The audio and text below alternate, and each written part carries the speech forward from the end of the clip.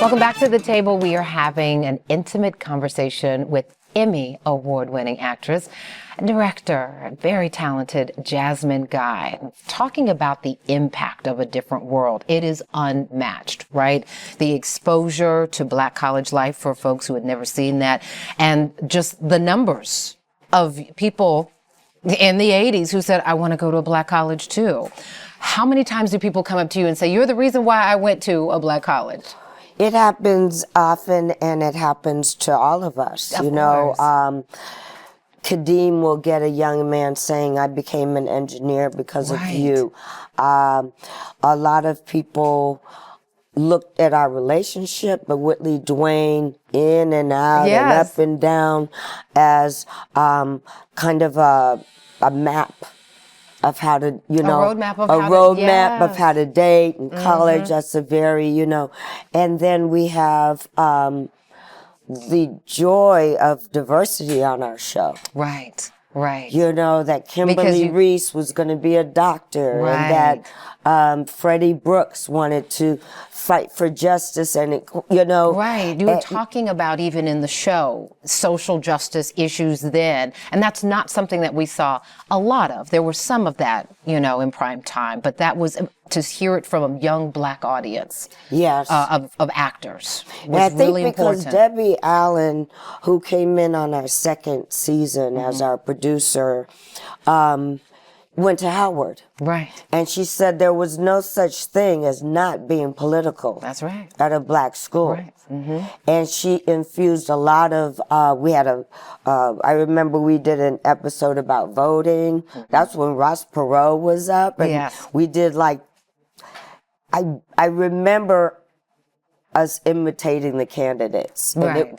Because the other thing was we started to be funny. Because the network this was wanted a us very funny show, but still touched on everything, right? Date rape, divestment, the apartheid movement. I remember this. The AIDS episode, the White episode. Yeah. These were heavy topics that still had to have humor, but in real life, we do have drama and comedy at the same time. Well, and have you ever laughed at a funeral? Not at the funeral, but because somebody said something that made you, that's a perfect analogy. The irony of life is also what's funny to us. I think we laugh when we recognize ourselves in the story that we're seeing. Absolutely. Well, I can tell you, we recognized ourselves on the fourth floor of the dorm at Howard at the Quad. I mean, it was Thursday nights, right? We got together and we watched in our dorms as many as we could get in a room and felt those same experiences. So I'm curious, after Different World and after the NAACP Image Awards that you had every year that show was on the air, right? Yes. What happens afterwards? What's it like when you shift from such a powerful role and then you continue to blossom in other spaces? Well, I really wanted to, I've always seen myself as a character actor, so I was really looking for other characters that would make me, stretch as much as I did with Whitley, being something different than myself. And I played a Jamaican dance hall girl in an independent film in Kingston. That was a lot of fun. I would have done it for free. That's when you know it's good. Yeah, and then I went to back to the stage, and I was in a production of, I was on Broadway with Grease. I did the show Chicago, and now I did Chicago over a 3-year period. And I know theater is very, very important to you. I want to come back to that conversation. Before we get there, though, I want to talk about this Emmy. And I think I hear actors and actresses say it means so much, but you try not to get caught up in how many statues you take home at the end of the day and after every project. But it did feel good to see you with it. How did it feel to hear your name called? I really was surprised at how excited I was when I won. I didn't realize I was fine. I was having a good time. I was happy to be there. I was happy that my sister was with me. We hadn't been out in a while. I heard your sister was like, you got something to say, right? Because you're going to win. No, she said in the middle, she said, I think you're going to win. What are you going to say? Because my sister always gave me talking points. Because I was doing Arsenio all the time. Well, my sister is a journalism major from Spelman.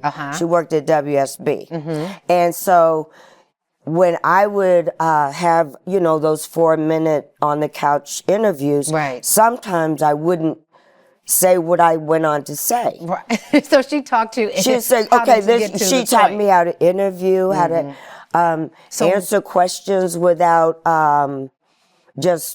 I would just start talking to people. I wasn't really listening to what I was supposed to be doing on that show. Because you have a lot on your heart and a lot to share. That's it. I want to make sure. I was just excited to be there. So, but it felt good, but I know it felt good because it was more than for one show. Well, I realized after I got there, the body of work with the Chronicles of Jessica Wu, as I was thanking, you know, the people I was thanking in my speech, I got full because I realized how much had been invested on me, in me, and I thought about a lot of my teachers here in Atlanta before I got to New York, and I also felt like I won that for a different world because we never were nominated or anything, and for the writers and the cast and crew of that show,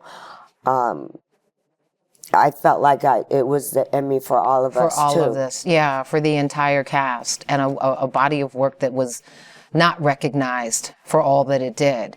And that's why we say, okay, you don't need the statue, right? But it is nice to have it.